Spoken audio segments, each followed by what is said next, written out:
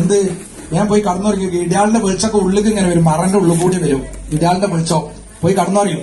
എന്നിട്ട് നല്ല വെള്ളമൊക്കെ ഉള്ളിക്ക് വരും പൊരന്റെ ഉള്ളിക്ക്. എന്നിട്ട് ഉമ്മന്റെ പാവാട ഇതൊക്കെ എടുത്തിച്ചാണ്ട് എന്ത് ചെയ്യും, തടുത്ത് നിർത്തല.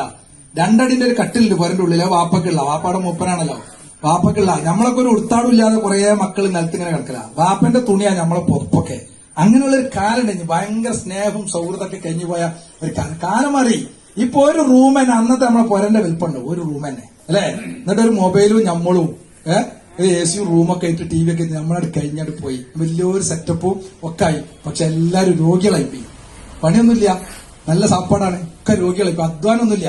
ഇപ്പൊ ഇനി പൊരയിൽ ഇപ്പോഴത്തെ സ്ഥിതി തന്നെ. അന്നൊക്കെ തുടക്കണം, അരക്കണം, അമ്മിക്കുട്ടിയൊക്കെ. ഇപ്പൊ അമ്മിക്കുട്ടിയുണ്ട് പൊരയില്, അമ്മിയുണ്ട്, ഒലക്കുണ്ട്, ഒന്നുമില്ല. 4 ഒരലിട്ടിട്ട് ഒലക്കിട്ട് ഇടിക്കഴിഞ്ഞു ഒരലില് 4 ഒലക്കൊക്കെ ഇടിക്കും പെണ്ണുങ്ങള് അല്ലെ.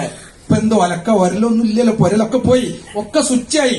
അന്ന് ഒലക്ക അധ്വാനിക്കഴിഞ്ഞ് ചൂടി പിരിച്ചിട്ട് ചൂടിയാക്കി കൊണ്ടുപോകണോല് അല്ലെ. എന്തൊക്കെ പണിയുണ്ട്. എന്നാലും വൈകുന്നേരം 4 മണിയാകുമ്പോ കല്യാണി ചേച്ചി വരികയാണ് ആമിൻതാത്തന്റെ അടുത്ത് ഇങ്ങോട്ട് കൊലായിക്ക് ഇരിക്കാന്, എന്നിട്ടോ തല വെച്ചു കൊടുക്കാൻ പേനെടുക്കാന്.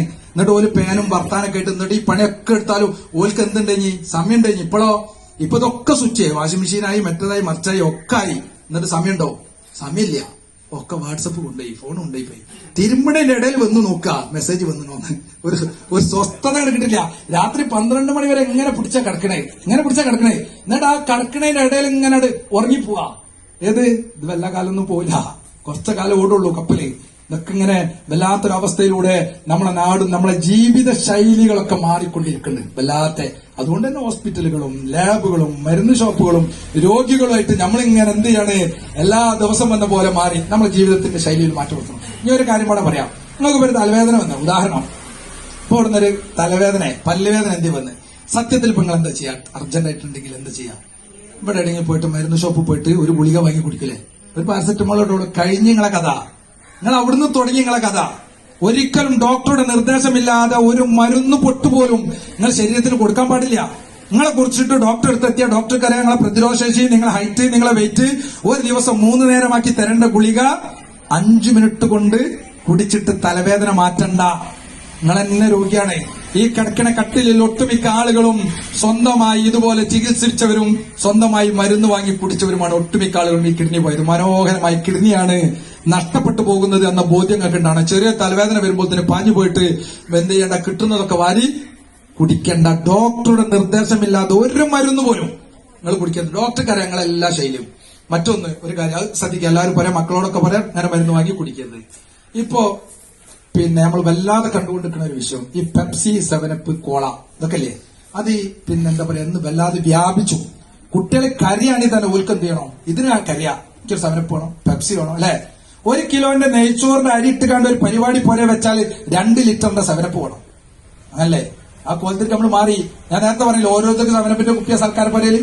7up, പെപ്സി, കോള എന്തോ ആയിക്കോട്ടെ, ഈ ഐറ്റംസ് സാധനങ്ങൾക്ക് അറിയോ? ഒന്ന് കൂറാച്ചില്ല ഇവിടെ, കൂറാച്ചി ഇല്ല, ചേരട്ടക്കല്ലേ, ഇങ്ങനെ 7upന്റെ കുപ്പി വാങ്ങാം. എങ്ങനെയുണ്ട് ഈ ചേരട്ടന്റെ കൂറാച്ചിന്റെ മേലൊന്നും ഇങ്ങനെ വെച്ച് നോക്കണ്ടി. ഒരു 2 മിനിറ്റ് ഇങ്ങനെ മയങ്ങിയിട്ട് ചത്തട പോകും. അത്രേ ഉള്ളൂ സമയം. ഒരു മയക്കും ചാകലും. അത്ര പവറുള്ള സാധനമാണ് നമ്മളെ മക്കൾക്ക് വാങ്ങി കൊടുക്കുന്നതും നമ്മളൊക്കെ എന്ത് ചെയ്യണത്, ഈ വാങ്ങി കുടിക്കുന്നത്. എങ്ങനെ രോഗം വരാം. ഈ കട്ടിലില് ഒരു സഹോദരൻ, അപ്പൊ ഞാൻ അങ്ങനെ കൗൺസിലിംഗ് കാണുമ്പോൾ ചോദിക്കും, ചെറുപ്പക്കാരനാ, 40 വയസ്സുള്ളൂ. അപ്പൊ എന്താ പ്രശ്നം? നല്ല അധ്വാനിക്കും, തെങ്ങുമലക്കാരനാ, കൊയിലാറ്റക്കാരനാ. അപ്പൊ മൂപ്പരെ പ്രശ്നം എന്താ, ദാഹിച്ചാ പോലും 7up കുടിക്കില്ല. മനസ്സിലല്ലേ? ദാഹിച്ചാ പോലും വേഗം വാങ്ങി കുടിക്കുക. 7up ആയിരുന്നു. 2 കിഡ്നിയോട് പോയി ഇപ്പൊ ഡയാലിസ് ചെയ്തുകൊണ്ടിരിക്കുക. 40 വയസ്സ്, കെട്ടിക്കാനായ ഒരു മോളുണ്ട്. വലിയ സങ്കടം എപ്പോഴും പറയും. പക്ഷെ എന്താണ്, ഇത് നേരത്തെ അറിയാൻ കഴിയൂല. അവസാനാണല്ലോ ഈ സംഗതി അറിയുള്ളൂ, ഈ കിഡ്നി പോയ വിവരം. അങ്ങനത്തെ പ്രതിസന്ധികളൊക്കെ ഉണ്ടാവും. അതുകൊണ്ട് ടേസ്റ്റ് ഒക്കെ ഉണ്ടാവും കുടിക്കുമ്പോഴൊക്കെ. പക്ഷെ നമ്മളെ ആരോഗ്യത്തെക്കുറിച്ച്, നമ്മളെ ജീവനെക്കുറിച്ച്, നമ്മളെ ജീവിതത്തെക്കുറിച്ച് നമുക്ക് കൃത്യമായ ഒരു ബോധവും ഉണ്ടാവണം എന്നാണ് ഇന്ന് നിങ്ങളോട് പറയാനുള്ളത്. അപ്പൊ കൃത്യമായി SKSFന്റെ സഹചാരി സംഘടിപ്പിച്ച ക്യാമ്പില് ഇന്ന് മുതൽ ഒരു മാറ്റത്തിന്, നിങ്ങളെ കുടുംബത്തില്, നാട്ടില് ഒക്കെ ഒരു മാറ്റത്തിന് എന്ത് ചെയ്യണം, നിങ്ങൾ തുടക്കം കുറിക്കണം. അല്ലെങ്കിൽ പോണ പോക്കിൽ ആ രീതിയിൽ ഇങ്ങനെ പോട്ടെ എന്നുള്ളതാണെങ്കിൽ പിന്നെ അങ്ങനെ പോലെ ആ വാർത്ത ചിലപ്പോ നാളെ കേൾക്കണം നമ്മളെ പേരിലായിരിക്കും അല്ലെ. ഇതൊക്കെ ചെറിയ സമയമുള്ളൂ, ഉള്ള റാഹത്തിൽ പോകും. അപ്പൊ ഞാൻ ഈ കുടുക്കൊക്കെ ഞാൻ രാവിലെ കുളിച്ചു മാറ്റിക്കാണ്ട് ഞാട്ടത് എന്റെ കൈകൊണ്ട് ഞാൻ നിങ്ങളൊക്കെ അങ്ങനെ തന്നെയല്ലേ.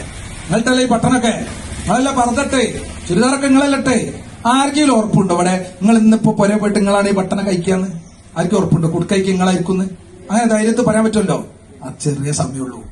ആ സമയം പാവങ്ങളെ സഹായിക്കുക, ആള് നല്ല രീതിയിൽ ആരും പ്രയാസപ്പെടുത്താതെ ജീവിക്കുക, ഉള്ളത് മട്ടത്തിൽ ഇങ്ങനെ പോവാ, വാശിയും വെക്കാനൊന്നും വേണ്ട, ഒക്കെ റാഹത്തായിട്ട് അങ്ങനെ. നാളെ ചിലപ്പോൾ ഇവിടുത്തെ വാട്സപ്പ് ഗ്രൂപ്പിലെ വരുന്ന ഫോട്ടോ നമ്മളതാണോ എന്ന് പറയാൻ പറ്റൂല, അത്ര സമയമുള്ളൂ.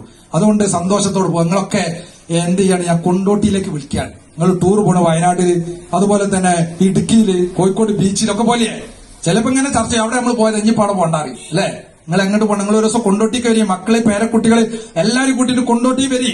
കൊണ്ടോട്ടിയിലെ കോടനാട് ജുമാ മസ്ജിദിന്റെ തൊട്ടപ്പിറകിലെ പച്ചപ്പാടത്ത് അതിമനോഹരമായ 4 നില കെട്ടിടത്തിൽ ഇന്ത്യയുടെ മതേതരത്വത്തിന്റെ അംബാസിഡറായി കടന്നുപോയ പാണക്കാട് സയ്യിദ് മുഹമ്മദ് അലി ഷിഹാബ് തങ്ങളുടെ നാമധേയത്തിൽ ഇന്ത്യയിലെ ഏറ്റവും വലിയ സൗജന്യ ഡയാലിസ് സെന്റർ നമ്മളെ തൊട്ടടുത്ത്.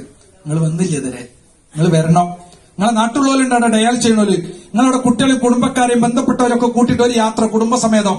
എന്നിട്ട് ആ 1ാം നിലയിലൊന്ന് കയറി ജനലിന്റെ കർട്ടൻ നിങ്ങൾ നീക്കണം, എന്നിട്ട് അകത്തേക്കൊന്ന് നോക്കണം. പൊട്ടു തൊട്ടവരും തട്ടമിട്ടവരും കക്ഷിയും ജാതിയും രാഷ്ട്രീയവും ഒരു വേലിക്കെട്ടുകളില്ലാത്ത 252 പേരെ കാണാം. ആ കണ്ണുകളിലേക്ക് നോക്കിയാൽ തന്നെ നിങ്ങൾക്ക് അറിയാം അവിടുത്തെ അവസ്ഥ, വല്ലാത്തൊരവസ്ഥ. അത് കഴിഞ്ഞ് നിങ്ങൾ ഡയാലിസ് സെന്ററിന്റെ മുറ്റത്തൊന്ന് നിൽക്കണം. അവിടെ നിൽക്കുമ്പോ ഓട്ടോറിക്ഷയിൽ വന്നിറങ്ങുന്ന 40 വയസ്സുള്ള പ്രമോദ് എന്ന് പറയുന്ന ചെറുപ്പക്കാരനെ കാണാം.